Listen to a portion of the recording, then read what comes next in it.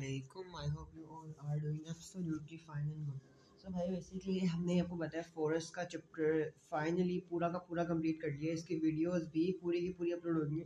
अब जो बस रहता है वो रहता है इसकी प्रैक्टिस। सही है, हमने पास पेपर्स के वजह नहीं किया। कल आपका टेस्ट है, मैं रात को बनाने बैठा था बट नींद में था, तो मैंने कहा कुछ गलत ना बोल दूँ। सही है, क्योंकि नींद में मिस्टेक्स हो जाती हैं। तो मैं वीडियो बना रहा हूँ अभी पास पेपर्स की और इंशाल्लाह अपलोड कर दूंगा with in a few minutes. और फिर मैं आपके साथ शेयर कर दूंगा। आप लोग देख लीजिएगा, तैयारी कीजिएगा कल के टेस्ट के लिए। कल का टेस्ट भाई बता दूं मुश्किल होने वाला है, उसका डिफ़िकल्टी लेवल हाई होगा। ठीक है, पिछली बार से भी हाई होगा डिफ़िकल्टी लेवल। ओके अच्छा आगे भाई पास से करेंगे ढेर सारे आज। ठीक है, ओके मज़ा आएगा। भाई पहले तो पिक्चर देखते हैं। यहाँ के नज़र आ रहा है भाई, मुझे नज़र आ रहा है यहाँ पे कुछ टूटी फूटी जली हुई लकड़ियाँ लगी हुई हैं। सही है, और धुएं निकल रहे हैं, ऐसा लग रहा है जैसे यहाँ पे किसी ने आग लगाई हुई है। दूसरी बात, यहाँ पे सारे के सारे देखो दरख्त कटे हुए हैं, है ना, और ये मिट्टी सारी ख़राब हुई हुई है। सही है, ये मैं नज़र आ रहा है। अच्छा देख लिया, नीचे आ रहे हो। ओके क्वेश्चन क्या है भाई? क्वेश्चन क्या है? State one use of timber. Timber क्या है भाई? टिम्बर जो है ना एक टाइप ऑफ वुड है। क्या है? ठीक है, वुड की नस्ल है, वुड की स्पीसी है, स्पीसीज। सही है, नस्ल है, लकड़ी की नस्ल है। वो कह रहे हैं कि भाई टिम्बर का एक यूज़ बता दो कि आप इसे कहाँ यूज़ करते हो। वो कह रहे हैं आप टिम्बर का एक मुझे यूज़ बता दो कि आप टिम्बर को कहाँ पे यूज़ करते हो। बता दिया मैंने। क्या बताया कि भाई हम इसे फर्नीचर बनाने में यूज़ कर सकते हैं। भाई हम इन्हें स्पोर्ट्स गुड्स बनाने में, जैसे मैंने बल्ला बनाना है, मैंने हॉकी की स्टिक बनानी है, मैंने गोल्फ कुछ भी चीज़ बनानी है जो लकड़ी से बनती है ना, मैं उसके लिए भाई टिम्बर यूज़ करूँगा क्योंकि सबसे अच्छी लकड़ी मानी जाती है। फिर क्या करूँगा भाई, मैं जब है बिल्डिंग्स बनाने में, जो आजकल आपके घर वगैरह बनते हैं वहाँ पे लकड़ी के काम होते हैं बड़े महंगे महंगे वाले, तो वो करवा सकता हूँ भाई, वहाँ पे यूज़ कर सकता हूँ। भाई फिर मैं माचिस की तीलियाँ, माचिस बना सकता हूँ, है ना, माचिस बना सकता हूँ, सेंस बनती है क्योंकि माचिस लकड़ी से बनती है ना। तो कोई भी एक बताना, कौन सा, कोई भी एक बताना आपने। ये मैं आप 5-6 लिख के दिए, आपने कोई सा भी एक बताना है। कोई सा बता दो, कोई सा बता दो, कोई सा बता दो, कोई सा बता दो। सही है, सीधा हो जाएगा। अच्छा इन दूसरी बात भाई, एक मार्कर वाले क्वेश्चन को ना आपने 2-3 सेकंड लगाने क्वेश्चन पढ़ने में। लेकिन अगर 4 मार्क का क्वेश्चन है, अगर 4 मार्क का क्वेश्चन है, ध्यान से देखो, या 6 मार्क का क्वेश्चन है, तो तकरीबन तकरीबन 10-15 सेकंड लगाना आराम से क्वेश्चन पढ़ने। सही है, क्वेश्चन को सही तरह पढ़ना बहुत ज़्यादा मैटर करता है, क्योंकि क्वेश्चन समझ आएगा तभी रेलिवेंट डिटेल्स डालोगे, अगर नहीं समझ आएगा तो गलतियाँ करोगे। सही है, okay. So just try to read the question carefully, आंखें खोल के। सही है, आगे यूजिंग द फोटोग्राफ, समझ लो ये वाली फोटो है। ठीक है, using the photograph and your own knowledge, जो पढ़ के आए हो, जो खुद के पास नॉलेज है, थोड़ा बहुत पढ़ा है मैंने, जो मेरी वीडियो देख के थोड़ा बहुत समझ आया ना, उसका कह रहे हैं describe the effects of deforestation. Deforestation क्या होता है भाई? दरख्त का काट देना, दरख्त नहीं, जंगलों का तबाह कर देना, जंगलों को काट के क्लियर कर देना, उसे डिफोरेस्टेशन कहते हैं। सही है भाई, इफेक्ट्स ऑफ डिफोरेस्टेशन, डिफोरेस्टेशन के क्या साइड इफेक्ट्स हैं ऑन दी नेचुरल इन्वायरमेंट। भाई हमारे नेचुरल इन्वायरमेंट पे डिफोरेस्टेशन के क्या साइड इफेक्ट्स हैं वो बताने हैं। मैंने बहुत सारे लिखे यहाँ पे, आपने 4 बताने। क्या करने? 4 बताने, 4। सही, कितने बताने? 4 बताने। 1 2 3 4 5 लिखे मैंने। सबसे पहले भाई वाइल्ड लाइफ हैबिटेट डिस्ट्रॉय हो जाएगा। क्या मतलब भाई? आपके पास जीब्रा, हाथी, जिराफ, जो जो शेर, जो जो एनिमल्स आपके पास जंगल में रहते हैं, उन सबका घर तबाह हो जाएगा, है ना। आपको आया, आपको घर, आपके घर पे क्रेन लेके आया, वो घर तोड़ दे, आपको कि भाई मेरा घर तबाह कर दिया। बिल्कुल वैसे जैसे आप जंगल में जाते हो, दरख्त काटते हो ना, तो आप वाइल्ड लाइफ हैबिटेट को डिस्ट्रॉय कर रहे हो। वहाँ के परिंदे, वहाँ के जानवर वगैरह का घर जो होता है ना, तबाह हो जाता है, तबाह बर्बाद हो जाता है। भाई सोइल इरोजन जो है वो इंक्रीज हो जाती है। सही है, अब सोइल इरोजन का मतलब क्या है भाई? लेट सपोज मेरे पास एक दरख्त था, ठीक है, दरख्त के ऊपर एक पत्ता लगा था इस तरह का। भाई दरख्त से बाहर पत्ता निकला इतना बड़ा। अभी जब पत्ता नीचे जमीन पे गिरेगा ना, इस तरह जब जमीन पे गिरेगा, तो क्या होगा? ये डीकम्पोज होगा। क्या होगा? क्या होगा? पत्ता डीकम्पोज होगा। डीकम्पोज होने की वजह से जो न्यूट्रिशंस इसके अंदर होंगे वो सारे सॉइल के अंदर चले जाएंगे। उससे क्या होगा? आपके जो सॉइल है ना, जो सॉइल है आपके पास, वो क्या हो जाएगी? वो आपके पास फर्टाइल हो जाएगी। क्या हो जाएगी? फर्टाइल हो जाएगी सोइल, ठीक है। तो जब आपके पास दरख्त ही नहीं होंगे, जब पत्ते नीचे गिरेंगे ही नहीं, जब डिकम्पोज होंगे ही नहीं, सोइल फर्टाइल होगी ही नहीं, सोइल तो खराब हो जाएगी, मिट्टी खराब हो जाएगी ना, है ना। तो सोइल इरोजन इंक्रीज हो जाएगा क्योंकि नो ह्यूमस फॉर्मेशन। अब ये पत्ते वाली बात जो है ना, ये लिख के ना आ जाना, ये पत्ते वाली बात नीचे लिख के, जो डिकम्पोज होता है, जो जमीन में न्यूट्रिशन जाते हैं, इस प्रोसेस को कहते हैं ह्यूमस फॉर्मेशन। ओके, तो चेंज इन क्लाइमेट, राइट। हमें पता है भाई, जो दरख्त होते हैं ना, ये दरख्त जो होते हैं, इनकी रूट्स बहुत वाइडली स्प्रेड होती है। आपको पता है जमीन के अंदर ना हमारे पास एक चीज होती है, इसमें कहते हैं कोल्ड वाटर टेबल। क्या कहते हैं? इसमें कहते हैं वाटर टेबल, ठीक है, वाटर टेबल कहते हैं। अब ये वाटर टेबल वो होता है जो जमीन जमीन के अंदर पानी पाया जाता है। ये दरख्त जो है, इसकी रूट जो है जमीन के अंदर से पानी खींचती हैं, तो ये पानी जो है ना आते आते दरख्त के अंदर आ जाता है। अब दरख्त से होते होते पानी पत्तों में भी चला जाता है। अब पत्तों से क्या होता है? पानी इवेपोरेट होता है। भाई पत्तों के अंदर से भी पानी इवेपोरेट होता है। इजीएस्ट वर्ड्स में समझो, पानी जो है पत्तों के जरिए वाटर वेपर्स बन के ऊपर जाता है ना। पत्तों से भी पानी इवेपोरेट होता है, ऊपर जाके भाप बन के ऊपर जाता है और क्लाउड फॉर्मेशन होती है, और इस प्रोसेस को कहते हैं ट्रांसपायरेशन, है ना, ट्रांसपायरेशन। अगर वैसे समुद्र वगैरह से पानी इवेपोरेट होता है उसे कहते हैं इवेपोरेशन, लेकिन अगर दरख्त के पत्तों से पानी इवेपोरेट हो रहा है तो उसे कहते हैं ट्रांसपायरेशन, ठीक है। तो क्या होता है? ट्रांसपायरेशन होती है आपके पास, तो पानी ऊपर जाता है तो बादल बनते हैं, बारिशें होती हैं, क्लाइमेट ठंडा ठंडा होता है। लेकिन जब दरख्त होंगे ही नहीं, पत्ते होंगे ही नहीं, पानी ऊपर जाएगा ही नहीं, बादल बनेंगे ही नहीं, तो बारिशें भी नहीं होंगी। इसकी वजह से क्लाइमेट में बड़ा अच्छा खासा चेंज आएगा भाई। बारिशें नहीं होंगी आपके पास, ट्रांसपायरेशन नहीं होगी, हाई टेम्परेचर हो जाएगा, है ना। फिर क्या बताओगे आप? बताओगे ग्लोबल वार्मिंग। भाई हमारे पास दरख्त जो है वो एनवायरनमेंट को साफ करने का काम करते हैं, उनको ये जिम्मेदारी सौंपी गई है नेचुरली। वो क्या करते हैं भाई? CO2 जो हम मुंह से निकालते हैं ना, हम जो रिलीज करते हैं, ठीक है, CO2 कार्बन डाइऑक्साइड को वो इनहेल करते हैं, और लेने के बाद क्या करते हैं? ऑक्सीजन बनाते हैं फ्रेश फ्रेश। जब दरख्त होंगे ही नहीं, कार्बन डाइऑक्साइड लेंगे ही नहीं, ऑक्सीजन बनेगी नहीं, तो क्या होगा? CO2 जो कि एक ग्रीन हाउस गैस है, जो कि एक हार्मफुल गैस है, वो हमारे पास इन्वायरमेंट में ज्यादा हो जाएगी, और उसका इन्वायरमेंट में ज्यादा होने की वजह से ग्लोबल वार्मिंग हो जाएगी। सही है, ओके, सही हो गया भाई। क्लाइमेट चेंज आएगा, ग्लोबल वार्मिंग होगी, आपका इन्वायरमेंट खराब हो जाएगा। फिर क्या? Soil washes away. अब भाई दरख्त जो होती है ना, दरख्त दरख्त जो होता है, दरख्त मैं बताता हूँ, दरख्त जो होता है ना, इसकी जड़ें बड़ी बड़ी बड़ी होती है, बड़ी बड़ी बड़ी होती है। इन लोगों ने क्या कहते हैं, ये ऐसे नहीं होती, वो जरा वाइड स्प्रेड होती है। इन्होंने ना जमीन को जकड़ के रखा होता है, मिट्टी को कहीं जाने नहीं देते। जब फ्लड्स आते हैं, जब आपके पास बारिशें ज़्यादा होती है, तो जो मिट्टी होती है ना, वो वाश होकर कहीं चली नहीं जाती, वो जकड़ी होती है दरख्त। जब दरख्त होंगे ही नहीं तो मिट्टी क्या होगी? पानी के साथ बह जाएगी, मिट्टी पानी के साथ बह जाएगी, और मिट्टी जो है वो सारी पानी के साथ बह जाएगी, सब बड़ा नुकसान होगा। सही, तो सारे बता दिए। आप कोई चार्ट लिख सकते हो, सही, कोई भी चार्ट लिख सकते हो। आगे आ जाओ, समझ आ रही ना? अच्छा भाई आ जाओ। So there's three reasons why these forests are being cut down. भाई इनको काटते क्यों हैं? हमें लकड़ी चाहिए, हमें एग्रीकल्चर करना है, हमें सेटलमेंट्स करनी है, हमें बिल्डिंग्स बनानी है, हमने हॉस्पिटल बनाने, हमने रोड बनानी है, हमने चीज़ों की दुकान बनानी है, हमने मॉल्स बनाने, हमने इंडस्ट्रियलाइजेशन करनी है ना, हमने माइनिंग करनी है। बहुत सारे रीजन आप बता सकते हो कि भाई दरख्त को क्यों काटा जाता है। पहले के टिम्बर चाहिए, क्यों चाहिए भाई? हमने हमने फर्नीचर बनाना है, बिल्डिंग्स में यूज करना है। आप बता सकते हो लैंड को, हमें लैंड चाहिए किसके लिए? एग्रीकल्चर करने के लिए। हमें लैंड चाहिए सेटलमेंट्स के लिए, बिल्डिंग्स बनाने के लिए, हाउसिंग करने के लिए। सही है, अच्छा जी आ जाओ नीचे, क्लियर हो गया। Explain the effects of deforestation, अभी नीचे दिया, आ जाओ नीचे देखो जरा, मैंने बहुत सारे लिखे। भाई डिफोरेस्टेशन के इफेक्ट्स क्या? पहली बात तो रूट्स नहीं होंगी जमीन के अंदर। जब रूट्स नहीं होंगे तो क्या होगा? लैंडस्लाइडिंग आएगी। जो आप पता है पहाड़ होते हैं ना, पहाड़ उस पर दरख्त लगे होते हैं इस तरह इस तरह इस तरह, इनके रूट्स ने ना, इनके रूट्स ने पहाड़ को जकड़ के रखा होता है। तो जब पहाड़ के ऊपर मिट्टी होती है नीचे गिरती ही नहीं है, लेकिन जब दरख्त होंगे ही नहीं, जब दरख्त होंगे ही नहीं तो क्या होगा? पहाड़ के ऊपर से जमीन नीचे गिर सकती है। आपने सुना होगा बड़े सारे वाक्य हुए हैं, जब लैंड स्लाइडिंग होती है, बड़े बड़े पत्थर, बड़ी बड़ी जमीन नीचे गिर जाती है, इंसानों के ऊपर इंसान मर जाते हैं, है ना। तो जब रूट्स नहीं होगी लैंडस्लाइडिंग होगी, जब रूट्स नहीं होगी तो क्या होगा? वाटर लॉगिंग होगी, सैलिनिटी होगी, फ्लड्स आएंगे, है ना। शॉर्टेज ऑफ फायर, भाई लकड़ी की कमी हो जाएगी, रेनफॉल नहीं होगी, ग्रीन हाउस गैसेज इंक्रीज हो जाएंगी, है ना, ग्लोबल वार्मिंग हो जाएगी। आप बताओगे हाई टेम्परेचर हो जाएगा, नो रेनफॉल, डेजर्टिफिकेशन, जो आपके पास इलाके हैं वो डेजर्ट्स में बदल जाएंगे भाई। नेचुरल हैबिटेट, जानवरों का घर तबाह बर्बाद हो जाएगा। सही है, बहुत सारे फैक्ट्स, इनमें से कोई से भी चार बता सकते हो आप, बहुत सारे हैं। सही है, आगे आ जाओ जल्दी जल्दी। अच्छा भाई अभी आ गया पाकिस्तान।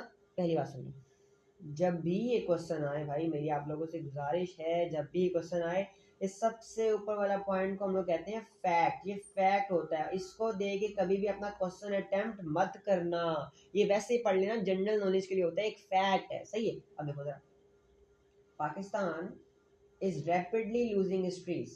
Okay, अंकल सही है. Over the period of 2000 to 2007, 7 साल में the country's forest decreased by at a rate of 2.2% per year. भाई हर साल में इतने परसेंट जो है ना फॉरेस्ट कवर डिक्रीज हो रहा है. फॉरेस्ट कवर कहते हैं जंगलात को, ठीक है. ओके भाई 9th highest rate among the world nation. चलो कोई रिकॉर्ड तो बनाया हमने, किसी लिस्ट में तो आते हैं हम लोग दुनिया में, सही है. ये वैसे जनरल नॉलेज का था, इसके ऊपर अपना क्वेश्चन डिपेंड मत करना. असली सवाल ये आएगा, ठीक है. अब देखो सवाल ये करें, what actions can be taken to reduce deforestation. अबे डिफॉरेस्टेशन को कैसे रोका जाए, बेसिकली पूछ रहे हैं कि what actions can be taken to reduce deforestation. ऐसे कौन से मेजर्स लें, कौन से तरीके अपनाएं जिससे डिफॉरेस्टेशन कम हो जाए, और किस हद तक ये तरीके हम अपना रहे हैं, किस हद तक ये तरीके हम जो अपना रहे हैं ये सक्सेसफुल हैं. ठीक है, सुनना जरा कि भाई कौन कौन से एक्शन है जो हम लोग ले सकते हैं डिफॉरेस्टेशन को रोकने के लिए. ठीक है, और अगला पार्ट ये कि किस हद तक ये जो एक्शन हम लेंगे या जो एक्शन हम ले रहे हैं ये किस हद तक डिफॉरेस्टेशन को कम कर सकते हैं. ठीक है, सॉरी, किस हद तक पाकिस्तान में पॉसिबल है. देखो कितना सरकास्टिकली जवाब दिया कि किस हद तक पाकिस्तान में पॉसिबल है. उनको पता है पाकिस्तान की आवाम कैसी है, पाकिस्तान की गवर्नमेंट कैसी है. मार्केट स्क्रीन पे आ जाए, ठीक है, यहाँ पे देखो. अच्छा, इसका इसका जो है ना पहले आपको बताता हूँ मैं कैसे लिखो, सही है. Okay. अब क्योंकि इस क्वेश्चन के दो पार्ट्स हैं, कितने पार्ट्स हैं इस क्वेश्चन के, दो पार्ट्स हैं. क्या बताओगे पहले, पहले आप बताओगे. पहली बात तो सिंपल स्टेटमेंट से स्टार्ट करो. किससे,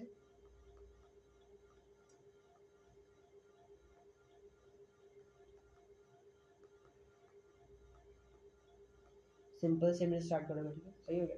कोई भी बड़ा बड़ा इंट्रोडक्शन रिक्वायर्ड नहीं है, सिंपल स्टेटमेंट से आप लोगों ने स्टार्ट करना है, सही है. ओके, ठीक है भाई. फिर क्या करोगे, आप बताओगे वो एक्शन के बारे में बताओगे या मेजर्स यू कैन से जिसकी वजह से हम डिफॉरेस्टेशन को रोक सकते हैं, सही है.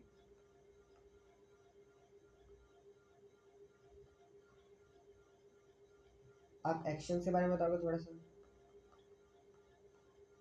सही है. फिर क्या बताओगे, आप बताओगे फिर, अच्छा याद रखना एग्जांपल्स लाजमी देनी, सही है. अच्छा, फिर आप बताओगे जो एक्शंस हैं वो किस हद तक सक्सेसफुल है, इन एक्शंस के सक्सेस बताओगे, एंड फेलियर्स बताओगे.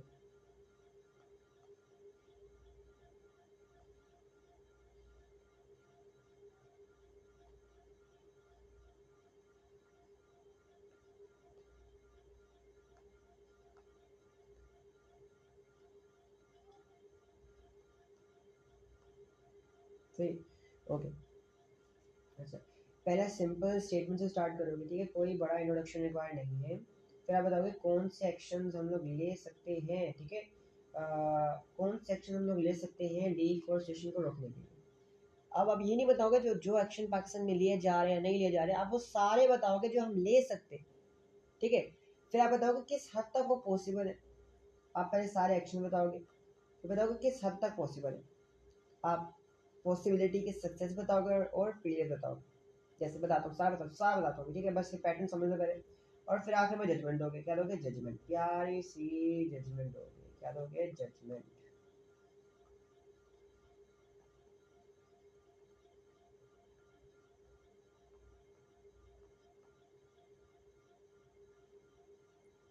ओके, नीचे आ जाओ. अच्छा, मार्केट में देखो भाई, सबसे पहली बात तो एक्शन हम क्या ले सकते हैं, पहले एक्शन देखते हैं भाई. सबसे पहले तो government protection of forest areas, national parks, reserves, ठीक है. पहले तो भाई गवर्नमेंट जो है ना फॉरेस्ट एरियाज को प्रोटेक्ट करे.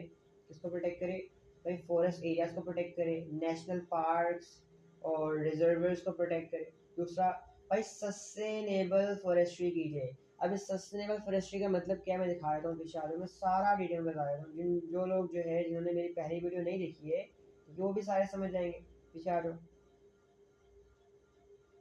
भाई. ये सस्टेनेबल फॉरेस्ट्री है. क्या करो, ये देखो सारा पॉइंट देख लो, इसको कहते हैं सस्टेनेबल फॉरेस्ट्री, ठीक है. सस्टेनेबल फॉरेस्ट्री क्या होती है कि भाई आपको जो रिसोर्सेज चाहिए, आपको टिम्बर चाहिए, आपको जड़ी बूटियाँ चाहिए, आपको किसी चीज़ के ब्रांचेस चाहिए, आपको पत्ते चाहिए, आपको लकड़ी चाहिए जंगलात से, आप वो लो. लेकिन इन चीज़ों, जो चीज़ आप ले रहे हो ना, आप उस चीज़ को इस उसके उनके यूज़ को इस तरह मैनेज करो, आप उनके यूज़ को इस तरह मैनेज करो कि आप रिसोर्सेज भी लेते रहो जंगलात से और जंगलात को भी नुकसान ना हो।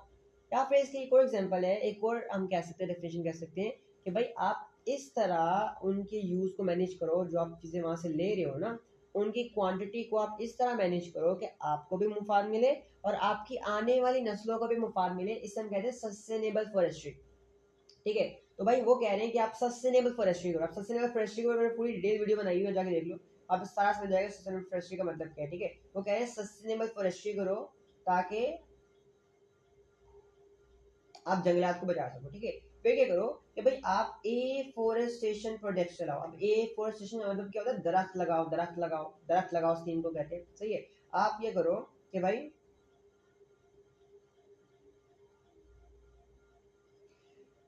जो एरिया आपने क्लियर कर दिया है हाउसिंग के लिए, इंडस्ट्रीज के लिए, रोड्स के लिए, वहाँ पे आप एफोरेस्टेशन प्रोजेक्ट चलाओ, वहाँ पे प्लांट्स लगाओ। जैसे आपने डीएचए में देखा होगा, बेशक वहाँ पे रोड्स है, बेशक वहाँ पे रोड्स है, लेकिन आपने देखा होगा रोड्स के साथ साथ दरख्त लगाए हुए हैं। ठीक है, तो बेसिकली वो कहने अगर आपने खाली कर भी दिया जगह, लेकिन आप फिर भी दरख्त लगाओ वहाँ पे, आप एफोरेस्टेशन चलाओ, वहाँ पे आप प्लांट्स लगाओ। सही है, आप क्या करो कि भाई आप हाँ देखो जरा, आप प्लांटिंग रोड साइड के साथ जो है प्लांट्स लगाओ। कौन से प्लांट्स लगाओ, आप लगाओ इरिगेटेड प्लांट्स लगाओ। सही है, ओके। अच्छा, फिर आप क्या करो कि भाई आप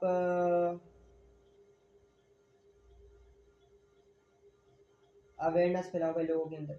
अवेयरनेस किस चीज़ की, आप अवेयरनेस फैलाओ लोगों के अंदर, लोगों को ये सिखाओ कि भाई डिफोरेस्टेशन के बहुत ज़्यादा नुकसान हैं। डिफोरेस्टेशन के नुकसान बहुत ज़्यादा है। जब सबको पता होगा कि डिफोरेस्टेशन के क्या क्या नुकसान आते हैं, कि इतने इतने खतरे आ सकते हैं हमारे ऊपर, तो वो करेंगे ही नहीं। उनके दिल में एक खौफ बैठ जाएगा, उनको पता चल जाएगा। अवेयरनेस फैलाओ, एजुकेट करो लोगों को। ठीक है, आप क्या करो कि भाई आप कोटा सेट करो। कोटा किस चीज़ का, कि भाई आपने इस साल में इतने दरख्त ही काटने, इससे ज़्यादा दरख्त काटिए तो आपको जेल हो जाएगी, आपको फाइन देना पड़ेगा, आपको फांसी चढ़ा देंगे। ऐसा तो कुछ नहीं था, लेकिन मजाक कर रहा हूँ। ठीक है, और इलीगल कटिंग्स पे, कि आप अगर आपने कटिंग करनी है तो पहले लाइसेंस बनवाओ। अगर लाइसेंस नहीं है फिर भी दरख्त काटा तो आपको जेल हो जाएगी। सही है, आप क्या करो कि भाई आप इलीगल कटिंग के ऊपर बैन लगा दो। ठीक है, आप क्या करो कि भाई improve distribution of alternative fuel sources to avoid need. हाँ, आप क्या करो, ऐसे मरी हो गया, नारायण तरान चित्राल वगैरह, जहाँ पे आपके पास गैस नहीं है, जहाँ पे आपके पास फ्यूल नहीं है, आप वहां पे गैस की पाइपलाइन बिछा के वहां तक गैस लेके जाओ, वहां तक फ्यूल लेके जाओ, ताकि लकड़ियां काटने की जरूरत ही ना पड़े, है ना। ठीक है, तो ये सारे तरीके हम लोग अपना सकते हैं, ये सारे तरीके हम लोग अपना सकते हैं कि इस चीज को, डिफोरेस्टेशन को रोकने के लिए। अब पीछे आ जाओ, मैंने भी लिखे हैं कुछ, भी देखो, इनके भी नजर मार लो। ये देखो, ये सारे भी देख लो। ठीक है, आप लोग सेलेक्टिव कटिंग करो। ठीक है, आप लोग विलेज फॉरेस्ट्री प्रोग्राम चलाओ। ठीक है, आप लोग क्या करो, बुलडोजर्स और हैवी मशीनरी पर बैन लगा दो, ना इस्तेमाल करो, क्योंकि ये दो चीजें होती है ना, ये बुलडोजर और क्रेन वगैरह, ये दरख्त को जड़ से उखाड़ देती है। और जब जड़ से उखड़ जाए ना, दरख्त कभी उगता ही नहीं। लेकिन जब आप ब्रांचेस काटते हो, एक मैक्सिमम हाइट तक काटते हो ना, तो फिर दोबारा उग जाता है वो। सही है, ठीक है, आप क्या करो, फायरवुड पहुंचाओ, सेलेक्टिव कटिंग मेथड करो। कुछ और थे, मैं बता दी, क्योंकि मार्केट में कम दिया होता है, लेकिन मैंने काफी तरह बताए थे। सही है, ओके। ये सब चीजों को आप लोग यूज कर सकते हो डिफोरेस्टेशन को रोकने के लिए। अब इसमें से दो तीन बता सकते हो आप। ठीक है, फिर आप बताओगे कि भाई किस हद तक ये सक्सेसफुल हो सकते हैं। आप बताओगे, किस हद तक ये सक्सेसफुल हो सकते हैं। पहला कि भाई पॉसिबल सक्सेस क्या है। सक्सेस ये है कि भाई हमारे पास, हमने बहुत सारे ऐसी चीजें जो सक्सेसफुल रही हैं, जैसे एफोरेस्टेशन प्रोजेक्ट्स। ठीक है, जैसे ऑफ आप कह सकते हो यहाँ पे तरबेला मंगला वाटरशेड प्रोजेक्ट जो है सक्सेसफुल रहा है। रचना डोआब एफोरेस्टेशन प्रोजेक्ट, इनके नाम ना रट लो, ये बहुत जरूरी है, ये नाम रट लो। ये एफोरेस्टेशन प्रोजेक्ट्स हैं, आपको एग्जांपल्स में बता सकते हो, बहुत ज़्यादा अच्छी चीज़ है। ठीक है, आप बता सकते हो। ये पहला क्या है, आपके पास सरबेला मंगला वाटरशेड प्रोजेक्ट जो सक्सेसफुल रहा है। रचना डोआब एफोरेस्टेशन प्रोजेक्ट जो है वो सक्सेसफुल रहा है। ठीक है, आप बता सकते हो। आगा खान रूरल सपोर्ट प्रोग्राम भी सक्सेसफुल रहा है। सही है, और इतने ज्यादा हमने 8,30,000 दरख्त प्लांट किए थे। आप बता सकते हो कि भाई बहुत सारे अवेयरनेस प्रोग्राम्स जो हैं, ठीक है, वो भी सक्सेसफुल रहे, जो एनजीओ ने चलाए थे। सही है, क्योंकि अभी मैं ना ग्रुप में हूँ, व्हाट्सएप पे ग्रुप बना हुआ है, रैंडमली मैंने ज्वाइन किया था, तो वहाँ पे ना कराची में प्लांट्स लगाने के एनजीओ चला रहे हैं लोग, और बहुत ज़्यादा कॉन्ट्रीब्यूशन कर रहे हैं। वो लोग क्या कर रहे हैं बेसिकली, रोज सड़क लगाते हैं और वीडियो भी भेजते हैं, तो बड़ी खुशी होती है। अल्लाह का शुक्र है कोई इस तरह काम तो कर रहे हैं ना। तो एनजीओज हैं जो इस तरह के काम कर रही हैं, तो बहुत सारे सक्सेसफुल हैं, सक्सेस हैं यहाँ पे। वो मैं क्रिकेट देखा था ना, उस दिन मैच लगा था पीएसएल का ना, तो वहाँ पे भी एक मतलब बीच में इंटरव्यूअर आते हैं और इंटरव्यू लेते हैं, तो वहाँ पे भी बातचीत चल रही थी और एक बंदा आया था, वो भी इसी के ऊपर बात कर रहा था, इसी एक पर्सनल प्रोजेक्ट के ऊपर बात कर रहा था। बड़ी खुशी हुई थी कि बहुत सारे लोग अभी भी कंट्रीब्यूशन कर रहे हैं, बहुत सारे लोग कर रहे हैं। सही है, आगे नीचे। अब एक पॉसिबल फेलियर्स क्या हैं, फेलियर्स पे आ जाओ। अब फेलियर्स क्या है, सक्सेस तो कर लिए, फेलियर्स क्या है? फेलियर्स भाई बहुत महंगे, जो करना पड़ेगा आपको, पैसा चाहिए होगा, और पैसा किसी के पास नहीं, किसी के अंदर इतना हौसला नहीं कि पैसे दे दे। ठीक है भाई, बहुत डिफिकल्ट टू मैनेज है। सही है, क्योंकि माउंटेन वगैरह में रहना, वहाँ पे लगाना, वहाँ का ठंड बहुत होती है, वहाँ पे कैंप लगाना बहुत मुश्किल काम है, बहुत रिस्की काम, आपको अपनी जान पे खेलना पड़ता है। सही है भाई, सिक्योरिटी इश्यूज हैं। ठीक है, अब फाटा बॉर्डर एरिया वगैरह ना, ये रूरल एरिया है। कौन से रूरल एरिया है, यहाँ पे बाप दादों की ना चलती आ रही थी, वहाँ पे गवर्नमेंट भी अपना नहीं चला सकती, गवर्नमेंट की भी नहीं चलती भाई वहाँ पे सरदार बने होते हैं और इस तरह ना, तो वहाँ पे गवर्नमेंट की भी नहीं चलती, वो अपनी मनमानी करते हैं, तो वहाँ पे बड़ा खतरा है, आप कुछ हो तो आप गोली से उड़ा देंगे। सही है भाई, हमारे पास पॉपुलेशन बहुत ग्रो हो रही है, दिन रात हमारी पॉपुलेशन अंधाधुन बढ़ी जा रही है, ड्रामेटिकली बढ़ी जा रही है, बढ़ी जा रही है, डिक्रीज होने का नाम ही नहीं, रुकने का नाम नहीं, डिक्रीज थोड़ा। ठीक है, जिसकी वजह से हमारे पास डिमांड्स बहुत ज्यादा है, किस चीज की? वुड की डिमांड बहुत ज्यादा है, लैंड की डिमांड बहुत ज्यादा है, इंडस्ट्रीज की डिमांड बहुत ज्यादा है। आपने जो चीज खानी है पीनी है वो कहाँ बनती है? इंडस्ट्रीज से बनती है। और जब ज्यादा डिमांड रहेगी, ज्यादा इंडस्ट्रीज बनेगी, आपको ज्यादा खाना चाहिए, ज्यादा रॉ मटेरियल चाहिए होगा, ज्यादा रॉ मटेरियल ज्यादा एग्रीकल्चर होगा, उसके लिए ज्यादा जमीनें चाहिए होंगी। तो भाई हम क्या करें, हमें लैंड बहुत चाहिए, हमारी डिमांड्स बहुत ज्यादा है, हमारी पॉपुलेशन बढ़ रही। सही है, तो पहले क्या करोगे? पहले आप सिंपल स्टेटमेंट से स्टार्ट करोगे। सही है, उसके बाद एक्शन बताओगे, कौन कौन से एक्शन ले सकते हो, फिर बताओगे सक्सेस क्या है, सक्सेस बताओगे, उनके फेलियर बताओगे, और जजमेंट होगे। जजमेंट आपके ऊपर बिलीव करती है कि भाई सक्सेसफुल हो सकते हैं मेरे ख्याल में, क्योंकि रीजन बता दो। अब रीजन में कुछ भी हो सकता है, जो आपके ख्याल में, आपके ख्याल में कोई भी रीजन हो सकता है। सही है, ओके भाई, आ गया आ गया, ओके शुक्र थोड़ा सा रह गए, आ गया ठीक है। अच्छा भाई, अब बताओ मुझे जल्दी से, ये कौन सा है वाला, कौन सा है भाई? मैंने आपसे कहा था कि दरख्त फॉरेस्ट कैसे पता लगाने। भाई पता लगाने का तरीका ये, देखो सबसे ऊपर पाकिस्तान के सबसे ऊपर कौन सा होगा? या अल्पाइन होगा या कॉनिफेरस होगा। ठीक है, या अल्पाइन होगा या कॉनिफेरस होगा। अगर एग्जामिनर आपको सबसे ऊपर भी मार्क करके दे और नीचे भी कहीं इधर उधर मार्क करके दे, दो जगह पे मार्क करके दे, ऊपर भी नीचे भी, उसका मतलब है कॉनिफेरस। लेकिन अगर अगर वो सिर्फ ऊपर मार्क करके दे, इसका मतलब क्या है? इसका मतलब है अल्पाइन। अगर वो सिर्फ ऊपर ही मार्क करके दे, इसका मतलब है alpine. Let me show you, इसका मतलब है अल्पाइन।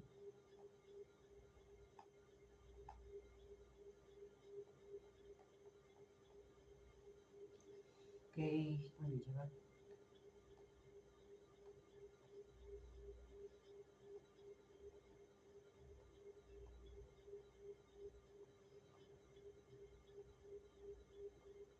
ओके सही, अच्छा नहीं जा रहा।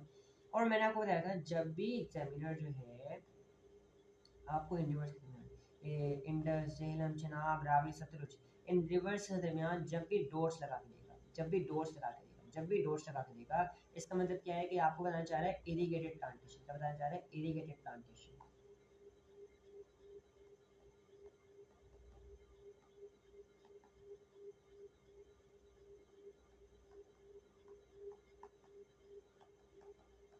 सही जा, अच्छा, और ये कौन सा?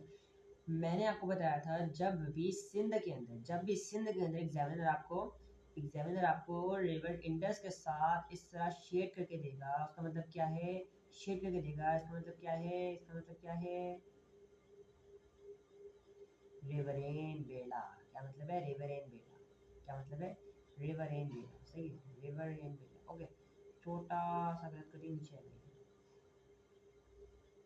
गलत जगह नीचे, ये नीचे आएगा, क्योंकि अल्पाइन यहाँ पे आएगा।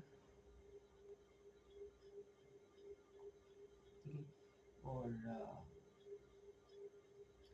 ये वाला हमारे पास, ये वाला ठीक है, ये आएगा रिवर इन बेड़ा, रिवर इन बेड़ा।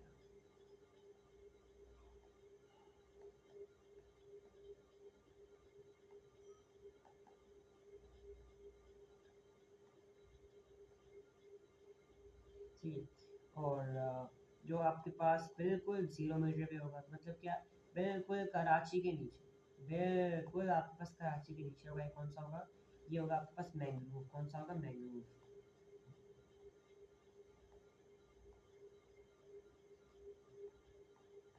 सही। अच्छा भाई नीचे आ जाओ, आप समझ आ गए हो। अच्छा यहाँ पे आ जाओ। Okay, name the forest type found in each of the forest A B and C. Okay, अच्छा यहाँ पे कौन सा होता है भाई,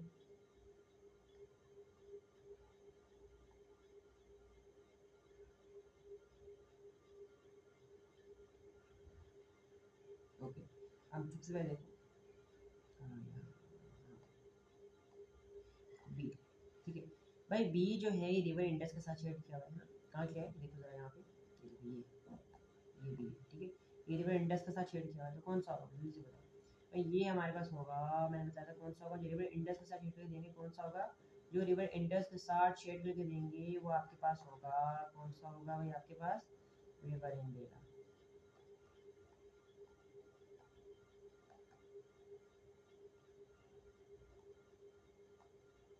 ओके, अच्छा भाई। और देखो मैंने कहा था जो आपको आपको ऊपर भी मार्क करके दें और आपको नीचे भी मार्क करके दें, तो ये भी नॉर्दर्न एरियाज में, ये भी नॉर्दर्न एरियाज में, ये भी नॉर्दर्न एरियाज में, लेकिन ये ऊपर भी मार्क किया हुआ है, ये नीचे भी मार्क किया हुआ है। मैंने आपसे कहा था कि अगर वो आपको एक फॉरेस्ट ऊपर भी मार्क करके दे, नीचे भी मार्क करके दे, वो कौन सा होगा, कॉनिफेरस। कौन सा होगा, कॉनिफेरस। कौन सा होगा, कॉनिफेरस।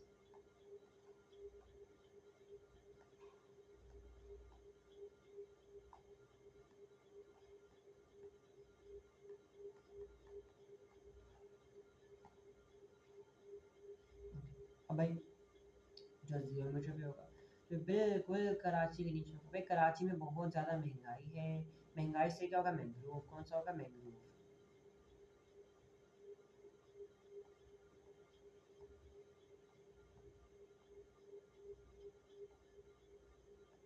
ओके,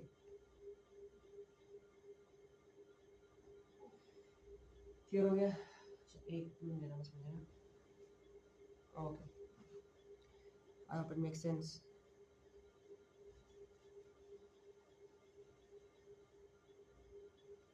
आगे आ जाओ।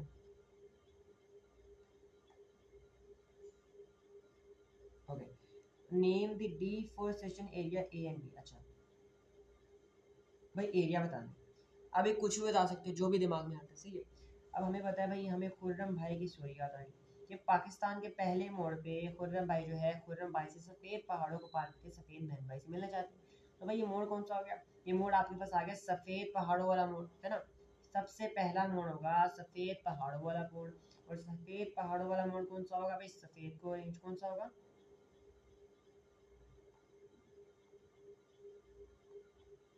ओके,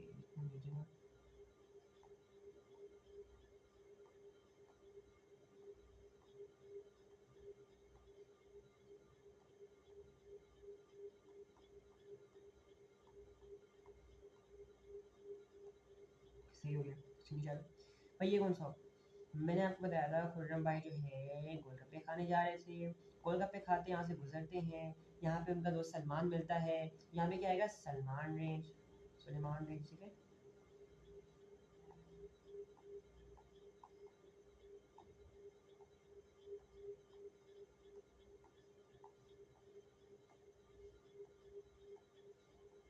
ओके, चलो भाई ये डेजर्ट है हमारे पास, कौन सा है, खारान डेजर्ट, सही।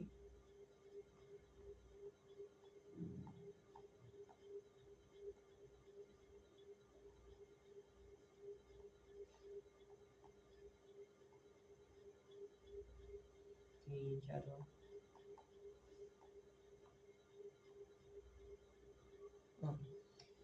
नेम एरिया तो अच्छा हो गया, सही है। State three reasons. तीन reasons बताओ why deforestation occurred in one of the forests shown on Fig 7। ठीक है भाई, यहाँ पे और यहाँ पे डिफोरेस्टेशन क्यों होती है। पहली बात देखो, ये हमारे पास रूरल एरिया, यहाँ पे बात ज़्यादा हो जाती है, तो आप कहोगे कि भाई यहाँ पे फार्मिंग करने के लिए, फूड उगाने के लिए, ठीक है, एग्रीकल्चर करने के लिए क्या कहोगे? आप कहोगे एग्रीकल्चर करने के लिए जो है हम फसलें काटते हैं, ठीक है। आप बताओगे, आप बता सकते हो कि भाई माइनिंग के लिए हम फसलें काटते हैं, हम माइनिंग के लिए दरख्त काटते हैं। आप बताओगे ओवर ग्रेजिंग की वजह से, क्योंकि यहाँ पे लाइफ स्टॉक फार्मिंग होती है ना, कैटल वगैरह की लाइफ स्टॉक फार्मिंग होती है, तो उनकी ओवर ग्रेजिंग की वजह से भी डिफोरेस्टेशन होती है, क्योंकि बहुत ज़्यादा दरख्त खा जाते हैं, हर चीज़ खा जाते हैं वो लोग, सही है। उसकी वजह से भी डिफोरेस्टेशन होता है। और बहुत सारे रीज़न है, कौन कौन से? भाई लकड़ी के लिए, लकड़ी जलाने के लिए, भाई अर्बनाइजेशन मतलब घर बनाने के लिए, हाउसिंग बनाने के लिए, इंडस्ट्रीज बनाने के लिए, बहुत सारे रीजन हो रहे हैं, ठीक है, जिसकी वजह से आप वहाँ पे डिफोरेस्टेशन होती है। Okay, I hope it makes sense. आखिरी क्वेश्चन है भाई, state and explain three factors effects of deforestation in mountainous areas। अब भाई स्टेट करने हैं, बताने हैं एंड एक्सप्लेन करने हैं, तीन बताओगे, तीनों को अच्छी तरह एक्सप्लेन करोगे, ठीक है।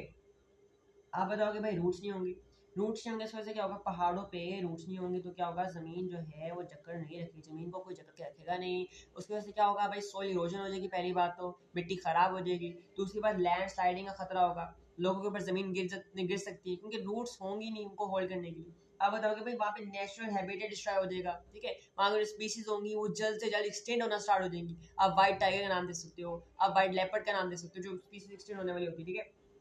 भाई आप बता सकते हो कि भाई अगर हमारे पास रूट्स नहीं होंगी तो क्या होगा, जमीन को रोकने वाला, होल्ड करने वाला कोई नहीं होगा, जिसके साथ जब बारिशें होंगी, जब बर्फ पिघल के नीचे आएंगी, पानी के साथ साथ लैंड भी बह जाएगी, और जब लैंड साथ साथ पानी के साथ दरियाओं में जाएगी, दरियाओं के नीचे जाके बैठ जाएगी, उसकी वजह से दरियाओं के अंदर क्या हो जाएगा, सिल्टेशन, क्या होगा,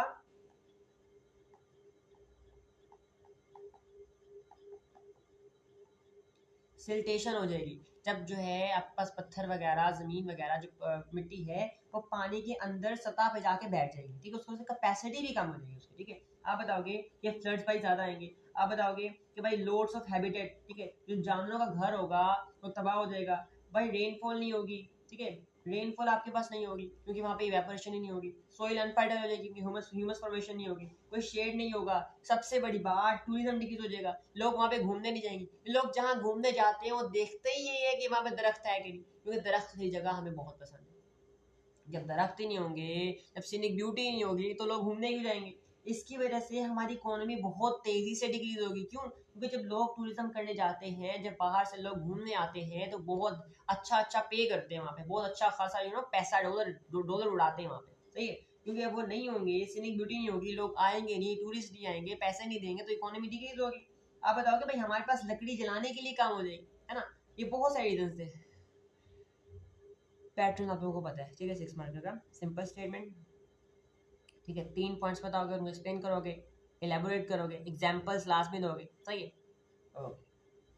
और इसमें जजमेंट रिक्वायर्ड नहीं, क्योंकि सिंपल स्ट्रेट फॉरवर्ड क्वेश्चन, तो आई होप समझ आ रही है सारा। एक ही सवाल क्या है, एक सवाल, दो सवाल, तीन सवाल, 4 5 6 7 8 9 10 सवाल तकरीबन किए हमने, सही है, तो आई होप प्रैक्टिस हो गई सही वाली। अब किसी का बहाना हुआ ना कल कि सर आपने मुझे ये नहीं कराया था, तो मैं फिर पूछूंगा, ठीक है, इतनी मेहनत से रिकॉर्डिंग की है, सारी पास से इतने सारे क्वेश्चंस करवाए, अब कल किसी का टेस्ट जो है ना वो मुझे खराब ना मिले, समझ आई। चले बिस्मिल्लाह, अल्लाह हाफिज़।